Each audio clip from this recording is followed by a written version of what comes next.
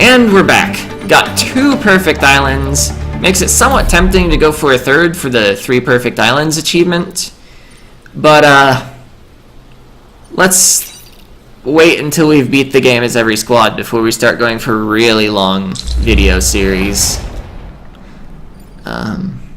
And honestly, I think once we get using custom squads to get the custom squad achievements, we might be able to just work out something overpowered. Yeah, I guess just generally place guys. I don't know where the power is yet. Yeah, we've also got both of the achievements that are not for going really fast. Yeah, actually, once I just get playing faster, like enough that I could consider doing 2 islands in half an hour, maybe that's when we go for 3 island victories. I'm expecting to generally speed up my play over time. Okay, you have 3 health, you have 5 health, you have 2 health. Let's see, ramming you into this mountain isn't going to be a kill. What about ramming you into my own mech and then zapping this entire line and then firing a rock at this guy? Or firing a rock here to push him off? It would keep me in a slightly more central location. And the rock could get in the way of a Vec that spawns here. Yeah, let's take this turn.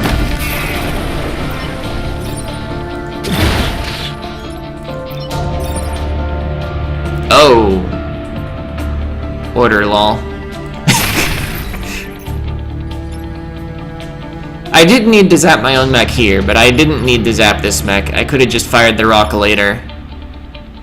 Is that worth a reset? I don't think it's worth a reset.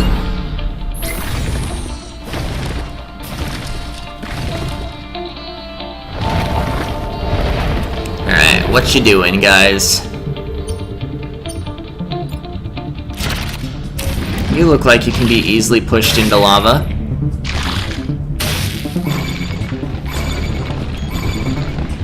Fire a rock at this guy, zap this guy. If I fire the rock from here, then we can zap this guy without zapping that guy. Hope everything was clear there.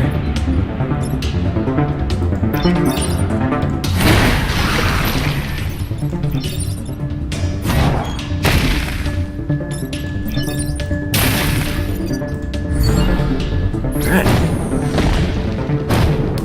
Some tiles are catching on fire. Hopefully I don't regret not taking fire immunity.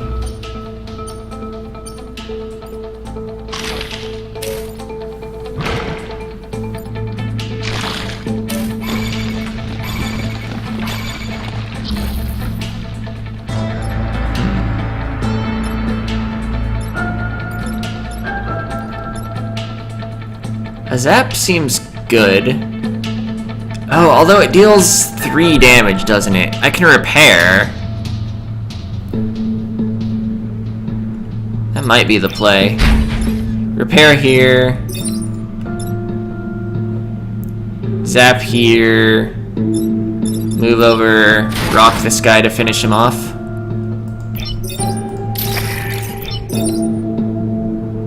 The thing about this is I can't ram next turn.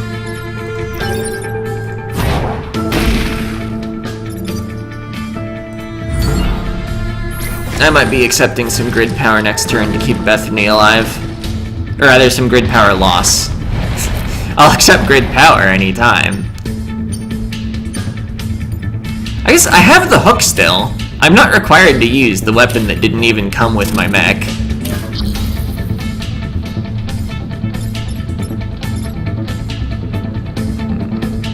You can be pushed. I've already actually thought out the entire turn, but I'm just explaining it as I do it. And then we zap to avoid zapping ourselves after we pull that guy.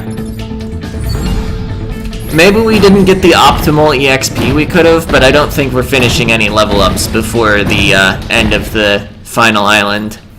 So it really doesn't matter as long as we lost no pilots and took no grid damage. So I'm really liking our condition for Phase 2. I mean, who wouldn't after 2 perfect islands in a 2-island victory? I guess I'm calling it a victory, but it's still just a 2-island playthrough until we win. Or unless we win. I didn't even read that text box. I saw not trying to be. Alright, we've got the Renfield bomb. It crushed a dude. Did we get EXP for the dude that was crushed? There's not always one of those people. People? Enemies. I like a zap, but would not like to zap the Renfield bomb itself. I may just be pulling it aside.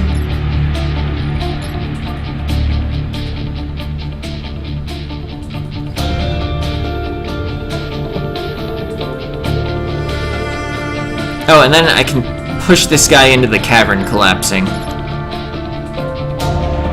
So, like, move here. This zap is decently cool. Oh, this guy has a lot of health.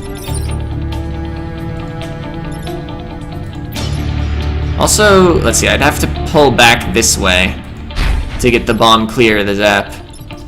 Only need to pull it 1 tile, though. And then you...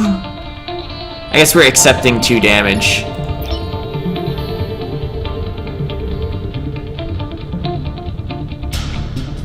Let's see. I don't know. Were there any, like, good alternative plays?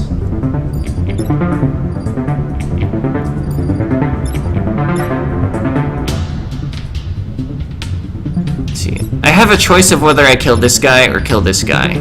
Based on, like, I could move this guy over here and throw the rock at this after it's already taken 3 damage. Neither choice seems particularly stronger or weaker compared to the other. I could accept 3 damage on the bomb and ram this guy with Bethany.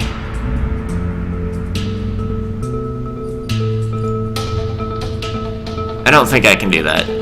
I think I'd rather take 2 grid damage than 3 bomb damage.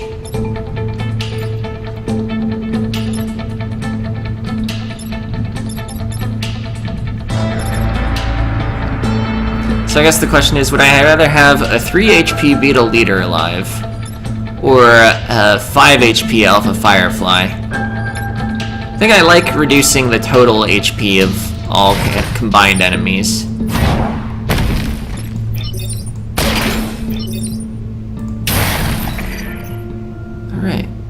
Right, you're dying to the cavern. I was like, how are we still losing all these buildings?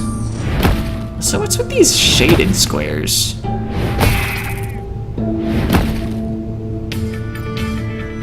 Oh, they're catching on fire.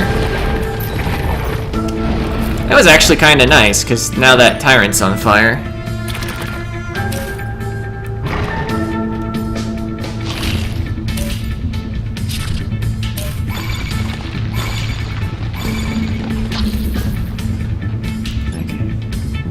I think I'm just gonna zap the tyrant anyway. Oh, this guy is in an extremely inconvenient position. So I think I rammed this with Bethany, killing it. I zap this to maintain a somewhat central position while killing this guy. I probably zap it from this side, because once this guy's dead I can move through him. Then I have my choice of rocking this one or blocking a spawn, I guess. I think I'd rather kill the enemy I see now than the enemy that might do something in the future. Let's see, alternative plays.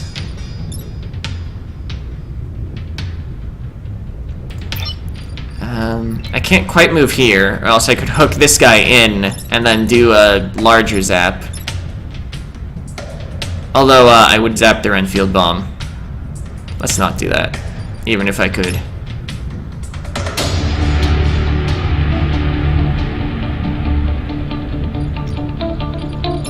Man, zapping just him feels wasteful, but I'm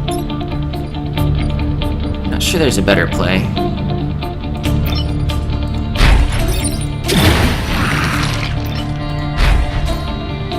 I don't think there's a way to use this power repair effectively this turn. Actually, I think I'll prefer to block a spawn and deal 1 damage, and also prevent this damage, over killing him outright. I think this is going to result in less total enemy HP next round. Having a partially damaged enemy over a full HP enemy. Alright. I disrespected the grid defense and we haven't gotten one all run. Not that we've taken many hits that we could have tried to defend, but it's the lack of thought that counts, right?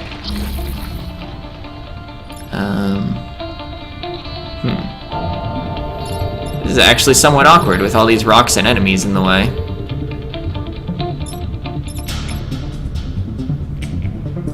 Let's see. You're gonna take 1 from fire anyway, so his zap kills you. But you'd still be blocking the path until you actually die. We could also kill you with a ram, which would move you. Let's see, how much health do you have? 3? I think we let you do your thing. It's once again 1 grid damage. Victory's in 2 turns. So let's see. Ram, move up here, block a spawn, zap. This is dead. Move in here, throw a rock. I don't see anything wrong with that plan. Actually, wait. You deal 2 damage. Oh, but you're burning to death, so you don't deal any damage. Never mind. Just thinking about attack order stuff. Okay, you're effectively dead after you do that move, because there's nowhere for you to move. I don't think you can move through lava. Which space do I prefer to stand on as I throw my rock? I'm not sure I'm sufficiently experienced to really make an interesting judgment call there.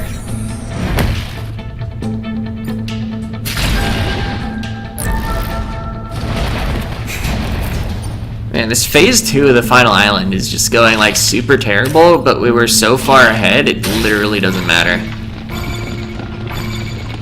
Victory in 1 turn. Last player turn. All the spawns here don't matter.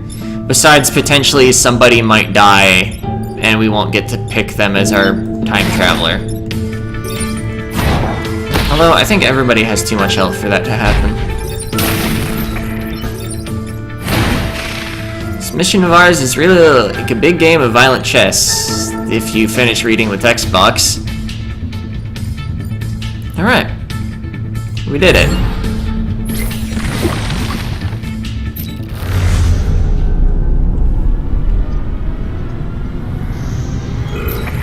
See, I wish I could look at the squad list before I choose my time traveler. I'm thinking of picking Harold just because we haven't seen as much of him as either of the other 2 pilots.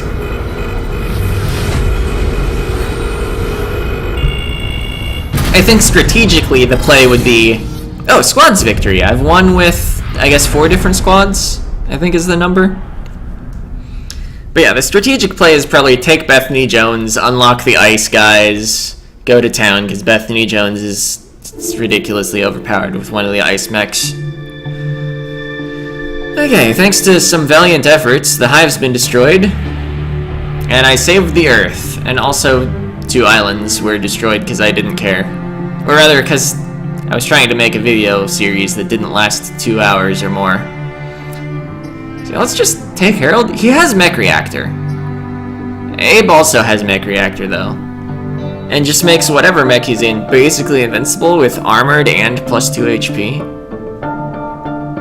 But I mean, he was on a previous timeline. He's seen 2 final battles. He was our time traveler this time. I'm just gonna take Harold.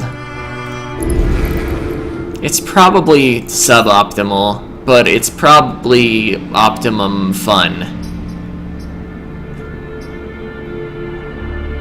Oh, he kind of fits the theme of the Steel Judoka, doesn't he? I mean, having armor and HP does too, but... yeah, let's try the Steel Judoka next time. These mechs specialize in positional manipulation to turn the Vec against each other.